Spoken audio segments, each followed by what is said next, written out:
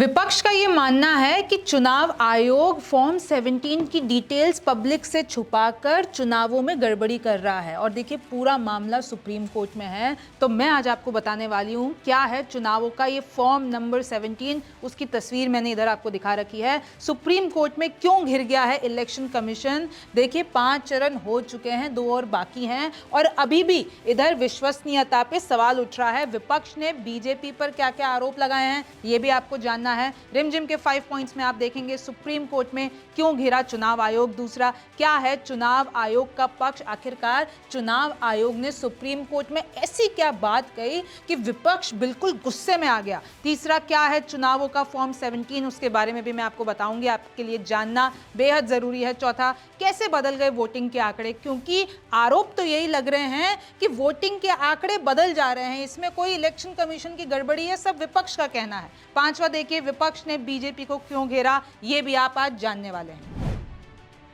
तो नमस्ते, मेरा नाम रिमझिम जेठानी है और आप रिमझिम के 5 पॉइंट्स देख रहे हैं। सबसे पहले जो हम बात करने वाले हैं वो ये बात करने वाले हैं सुप्रीम कोर्ट में क्यों घिर गया है चुनाव आयोग। तो सवाल सिर्फ इतना है, विपक्ष सिर्फ इतना कह रहा है कि ये 48 घंटों में आप लोग वोटिंग परसेंटेज क्यों नहीं जारी कर रहे हो, आपको इतना लंबा टाइम क्यों लग रहा है। जब पहले 1-2 फेजेस थे उसमें आपने 11 दिन बाद इलेक्शन कमीशन ने बताया कि कितने परसेंटेज वोटिंग हुई है, लेकिन सारी डिटेल नहीं दी, सिर्फ परसेंटेज बताया। और मैं आपको बता दूं कि अब वापस से ये जो मामला है सुप्रीम कोर्ट में उठा, तो जो एडीआर है, जो कॉमन कॉज है, वो जाते हैं और कहते हैं कि देखिए 48 घंटों में क्यों इलेक्शन कमीशन जारी नहीं कर रहा है आंकड़े वोटिंग परसेंटेज के, और ये अचानक से बढ़ क्यों जा रहे हैं। फॉर्म 17C का डेटा जारी करे इलेक्शन कमीशन। सबको पता चलना चाहिए कि फॉर्म 17C में क्या क्या जानकारी है वो पब्लिक डोमेन में अवेलेबल होनी चाहिए, ये विपक्ष का कहना है। चुनावी चरणों के डेटा पर भी शक कर रहा है एडीआर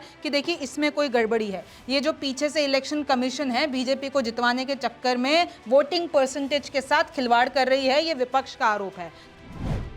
तो देखिए, दूसरा मैं आपको ये फॉर्म बताऊं उससे पहले आप ये देखिए कि ये चुनाव आयोग का पक्ष आखिरकार है क्या, कि इस मामले पे चुनाव आयोग ने क्या बोला है। ये वो फॉर्म 17 है जिसके बारे में मैं आपको आगे बताने वाली हूं। देखिए, ऐसा दिखता है, लेकिन पहले देखिए जब सुप्रीम कोर्ट में चुनाव आयोग पर सवाल उठा तो आखिरकार चुनाव आयोग ने क्या कहा। चुनाव आयोग ने कहा कि देखिए ऐसे आधा आंकड़ा नहीं जारी कर सकते हैं ना हम लोग। अगर जो ये फॉर्म 17C है जिसमें सारी जानकारी होती है कि कितनों ने वोट डाला, कितनों ने रिजेक्ट कर दिया, कितनों का क्या हुआ, पूरी जानकारी होती है, और वो सिर्फ अभी नहीं, 4 जून जब नतीजे हैं तब भी काम आता है, तो हम ऐसे आंकड़ा नहीं जारी कर सकते हैं। और सिर्फ ये फॉर्म 17C पोलिंग एजेंट यानी जिसने मतदान करवाया है उसी के पास हो सकता है, पब्लिकली हम नहीं डाल सकते हैं। क्यों नहीं डाल सकते हैं? एक पहली बात तो ये जो जारी करने के लिए विपक्ष कह रहा है सुप्रीम कोर्ट में सवाल उठाना है, तो पहली बात तो कोई कानूनी नहीं है, कोई कानूनी आधार ही नहीं है जिसके हक पर आप कह पाएं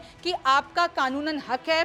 फिर अगर जो 17C है सिर्फ इसमें ये डेटा नहीं होता है कि उस वक्त कितने वोट पड़े, उसमें ये भी डेटा होता है कि उस पोलिंग बूथ पे डाक पत्र से कितने आए, कितने बैलेट पेपर से आए, तो इन सब आंकड़ों से कंफ्यूजन क्रिएट होता है। और अगर 17C हमने पब्लिकली अवेलेबल करवा दिया तो देखिए भ्रम फैलेगा, फेक न्यूज़ फैलेगी। वैसे इलेक्शन कमीशन पे इतने ये लोग सवाल उठाते हैं, विश्वसनीयता पे, क्रेडिबिलिटी पे इतने सवाल उठाते हैं, तो इन लोगों को तो मौका मिल जाएगा ईसी की क्रेडिबिलिटी पर गलत आरोप लगाने का। तो हम ऐसा नहीं कर सकते हैं, इसके पीछे बहुत सारे कारण हैं। और देखिए, इलेक्शन कमीशन की साख डेमोक्रेसी का सवाल है, हम ऐसा नहीं होने देंगे।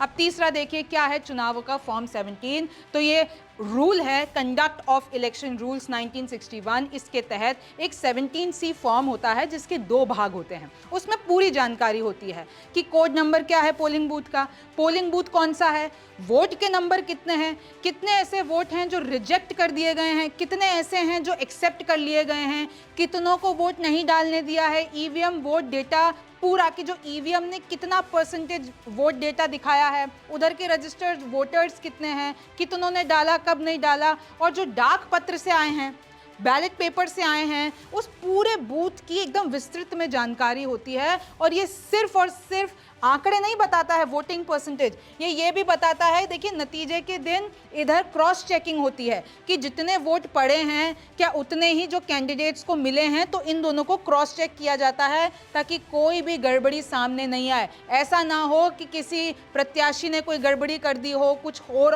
हो गया हो। तो इसलिए नतीजे जो हैं वैलिड वोट का क्रॉस चेक करते हैं। 4 जून को जो ये होने वाला है, नतीजों पर कानूनी सवाल संभव। और अगर ये 17C बाहर आ जाए तो देखिए इस पे ये कर सकते हैं, ये लोग इस पे कानूनी सवाल लीगली चैलेंज कर सकते हैं आंकड़ों को। तो इसलिए इलेक्शन कमीशन 17C को जारी नहीं करना चाहता है। अब मैं आपको वो तस्वीर दिखा देती हूँ। देखिए इसके 2 भाग होते हैं। ये पार्ट 1 आपके सामने है जिसमें सब लिखा हुआ होता है, क्या यूनिट है, कितना ईवीएम, कितने रिजेक्ट हुए, कितने नंबर्स थे, तो एक एक करके सारी डिटेल्स वो जो पोलिंग एजेंट होता है वो इसमें फिलअप करता है। अच्छा, ये जो दूसरा भाग है इसका, ये 4 जून को काम होता है। इसमें नेम ऑफ कैंडिडेट लिखा हुआ होता है और पता चलता है कि उसको कितने वोट मिले हैं, फिर इससे क्रॉस चेकिंग होती है। तो बहुत ही टीडियस प्रोजेक्ट होता है। आपको ऐसा नहीं समझना चाहिए कि हवा में काम हो रहा है। तो देखिए ये है फॉर्म 16 और अब विपक्ष तो यही चाहता है कि हमको फॉर्म 16 दिखाओ, लेकिन इलेक्शन कमीशन कह रहा है कि देखिए इसके जो आफ्टर इफेक्ट्स होंगे वो लोकतंत्र के लिए खतरा हो सकते हैं, क्रेडिबिलिटी के लिए खतरा हो सकते हैं। अब मैं आपको बता देती हूं कि आखिरकार विपक्ष और ये जितने भी लोग हैं वो क्यों कह रहे हैं कि ये आंकड़ों में गड़बड़ी कर रहा है इलेक्शन कमीशन। उसका एक मैं एग्जांपल आपको बता देती हूं। देखिए मेरे हाथ में दैनिक भास्कर का ये पेपर है और उसी में ही, और सिर्फ दैनिक भास्कर में नहीं, आज हर जगह ये खबर छपी है। मैं आपको एक स्निपेट बता देती हूँ कि देखिए अगर आप पढ़ेंगे, यूपी में आंकड़ा 0.23, महाराष्ट्र में 2.6, बंगाल में 3.8, उड़ीसा में 5.9 बढ़ गया है। मतलब जिस दिन चुनाव हुए उस दिन के शाम का आंकड़ा, फिर उसी दिन के रात का आंकड़ा, फिर 2 दिन बाद जो चुनाव आयोग जारी कर रहा है आंकड़ा, उसके जब डेटा को कंपेयर किया गया तो बहुत ज़्यादा इधर डिफरेंस पाया गया। और अगर मैं अभी देखिए 5वां फेज़ हुआ है, आप सबको पता होगा 20 मई को, 6ठा और 7वां होने वाला है। 6ठा है आपका 25 मई को और 7वां है 1 जून को। तो अगर आप देखेंगे और एक एग्जाम्पल से देखेंगे, 6 बड़े राज्यों में 0.14% से 5.91% बढ़ गई वोटिंग। कैसे? तो ये ग्राफिक के जरिए इधर दैनिक भास्कर वालों ने समझाया। देखिए महाराष्ट्र में अगर 13 सीटें हैं तो शाम 7 बजे 48.88, रात को 12 बजे ये आंकड़ा 54 हो जाता है। और 22 मई को जब वेंसडे को यानी 20 मई को वोटिंग होती है तो 22 मई को इलेक्शन कमीशन जो आंकड़ा प्रेस रिलीज करके जारी करता है अपनी वेबसाइट पे, उस पे ये 56 हो जाती है। हालांकि इसमें इलेक्शन कमीशन का ये टेक है कि समय लगता है ना सारे बूथ से डेटा कलेक्ट करने में, तो इसलिए ये देरी हो जाती होगी। अब देखिए उत्तर प्रदेश में भी कितना मार्जिन से, आप देखिए कि पहले 57 होता है, फिर 57.79, फिर 58 हो जाता है। और इधर सबसे ज़्यादा अगर आप देखेंगे तो उड़ीसा में नोट किया गया है कि शाम 7 बजे 5 सीटें थी, अभी 5वें चरण की बात कर रही हूँ, 5 सीटें थी, 60.72, फिर आप आ जाइए 12 बजे अचानक से 69.34% हो जाता है। और फिर उसके बाद जब 22 मई को आंकड़ा आता है तो ये 73 हो जाता है। तो विपक्ष तो यही कह रहा है कि ये आंकड़ों में इतना फेरबदल, ये शाम को रात को ये ऐसे कैसे हो रहा है, इसका हमको जो है पूरा पुख्ता सबूत चाहिए। और अगर नहीं तो 17C दिखा दो हमको। तो ये विपक्ष के आरोप है। ऐसे ही करके इन लोगों ने स्टेट्स का डेटा ले रखा है। अब 5वां पॉइंट आइए कि विपक्ष ने बीजेपी को क्यों घेरा है। इलेक्शन कमीशन के साथ साथ विपक्ष बीजेपी को भी घेर रहा है कि इलेक्शन कमीशन और बीजेपी की सांठगांठ है, या आपस में अपने को जिताने के चक्कर में ये सारा इलेक्शन, क्योंकि इस बार वोटिंग तो ज़्यादा हो नहीं रही है, वोटिंग परसेंटेज कम आ रहा है, तो बाद में कुछ गड़बड़ी करके उसको बढ़ा दे रहे हैं। इलेक्शन कमीशन भी इसमें इन्वॉल्व है। ये सब विपक्ष का कहना है, ये मैं नहीं कह रही हूँ। विपक्ष के पास 17C नया हथियार आ गया है। पहले तो इन्होंने सोचा कि ईवीएम और वीवीपैट को 100% मिलान कर देते हैं, लेकिन सुप्रीम कोर्ट ने नहीं सुनी और बोला हम ऐसा नहीं करेंगे। हालांकि कुछ माइनर चेंजेस कर दिए, लेकिन उसमें ऐसा नहीं हुआ। तो ईवीएम पे आरोप लगाना एक हथियार है, फिर इलेक्शन कमीशन पे आरोप लगाना दूसरा हथियार है। तीसरा हथियार आ गया है कि 17C दे दो, 17C दे दो, लेकिन उसका भी इलेक्शन कमीशन ने सुप्रीम कोर्ट में जवाब दे दिया है कि हम नहीं दे सकते हैं। आंकड़े बढ़ रहे हैं, विपक्ष कह रहा है 11 दिन बाद इलेक्शन कमीशन डेटा जारी कर रहा है। भैया इतने दिन लग कहां से रहे हैं, ऐसा क्यों लग रहे हैं, और आप पूरा डेटा भी नहीं दे रहे हो। ऐसे नहीं है कि आप नंबर ऑफ वोट्स बता दो, आप सिर्फ परसेंटेज बता रहे हो। सिंघवी ने पीसी में उठाए बड़े सवाल, अभी मैं आपको सिंघवी की इधर पीसी भी बता दूंगी, लेकिन मैं आपको कुछ ट्वीट्स दिखा देती हूँ, कुछ एक्स पर जो पोस्ट हुए हैं वो बता देती हूँ। कपिल सिब्बल जो कि अभी सुप्रीम कोर्ट के बार एसोसिएशन के अध्यक्ष बन गए हैं, उनका ये पोस्ट है। कहते हैं इलेक्शन कमीशन सुप्रीम कोर्ट को बोलता है कि no legal mandate to upload form 17 which is the record of votes polled at a polling station, truly shocking.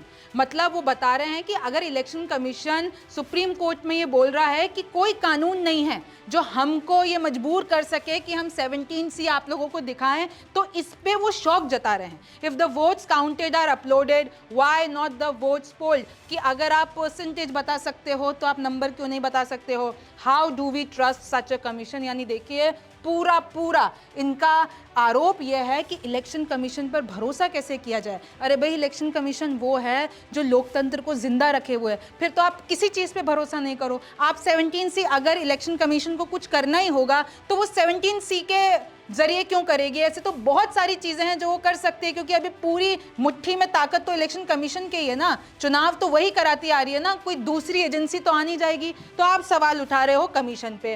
खैर मैं आगे बढ़ती हूँ। Mahua Moitra, attention EC, here is the data for my constituency with number of votes compiled with 24 hours of polling। मतलब 24 घंटे में मेरी constituency में, महुआ मोइत्रा कह रही है बंगाल में, कि ये पूरा डेटा आ जाता है कि कितने वोट्स हैं, कितने नंबर है, कितने मेल है, कितने फीमेल है, कितना रिजेक्ट होता है, सब कुछ आ जाता है, परसेंटेज भी आ जाता है।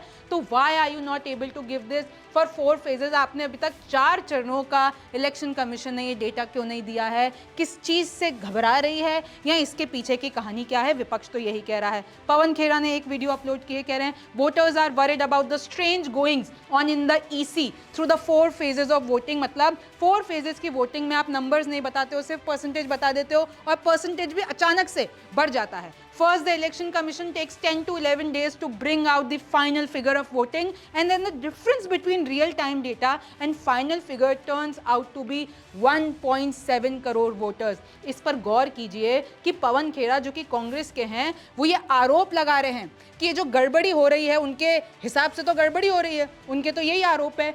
तो इससे 1.7 करोड़ वोटर्स जो है वो इधर से उधर हो जाएंगे, और जीत के लिए ये तो बहुत ही ज़्यादा है। देखिए, this is truly unprecedented. Unanswered questions about the missing EVMs are also very worrying. My statement तो ये पूरा उन्होंने बताया कि एक तो जो है इधर आंकड़े बढ़ जा रहे हैं, फिर आप जिस दिन वोटिंग होती होगी आप देखते होंगे कि EVM में कैसे गड़बड़ी हो रही है, या कोई 8 बार वोट दे देता है, फिर उस पर कार्रवाई हो जाती है। फिर अखिलेश यादव आते हैं और आरोप लगाते हैं कि मुस्लिम महिलाओं को, जो बुरके में महिला हैं, तो उनकी ID चेक की जा रही है, उनको वोट नहीं दिया जा रहा। अब इतने आरोप लग चुके हैं, इतनी सारी चीज़ें हो चुकी है, तो एक बार के लिए व्यूअर भी सोचेगा कि हम किस पे भरोसा करें और किस पे भरोसा ना करें। खैर, अब आगे जो मैं आपको सिंघवी की बाइट सुनाने वाली हूं, आप वो सुनिए, और फिर मैं आपको बताती हूं कि इस सब का आगे क्या नतीजा हो सकता है।